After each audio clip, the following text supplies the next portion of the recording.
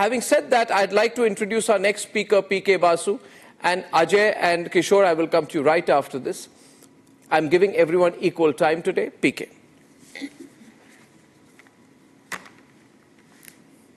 Okay, let me preface my remarks by saying, first of all, that Manmohan Singh was a patriot and a worthy son of Bharat Mata. And for that, we as a nation are grateful for what he did, particularly in 1991. And during his term as Prime Minister, there were disappointments. I think it's important to understand a few things about his record. During his long career in the bureaucracy as a technocrat, he did what the political masters told him to do.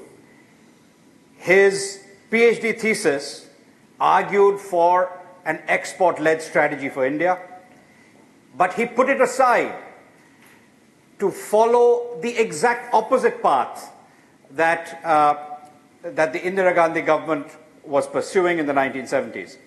And he continued that in the 1980s as well. He really did not do anything to take India towards economic reform before 1991. In 1991, the IMF forced India to do what he did. I have to say he rose to the occasion magnificently on that occasion. The speech that he gave in July 1991 is something that will live in our memory and in our history forever. But when he became Prime Minister, he inherited a current account surplus.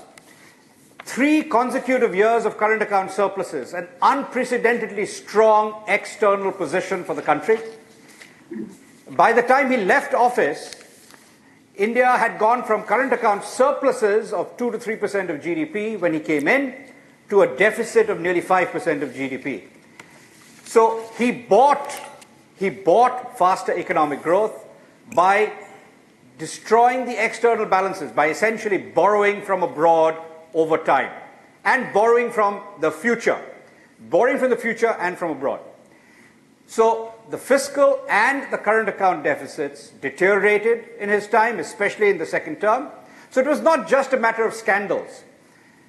With regard to economic growth, growth was actually faster in the first 5-year term of Narendra Modi than in the first 5-year term of Manmohan Singh.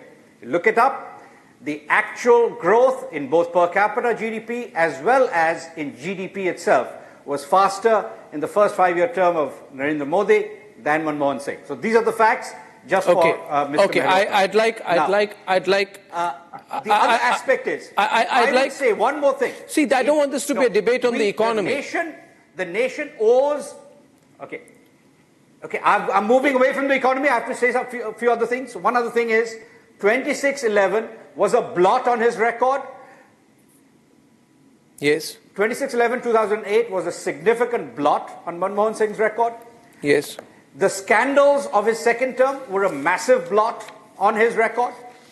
And I think it is also important to understand that right to education was actually a net negative for India, because in fact, the right to universal primary education and compulsory primary education was actually introduced by Vajpayee during his time.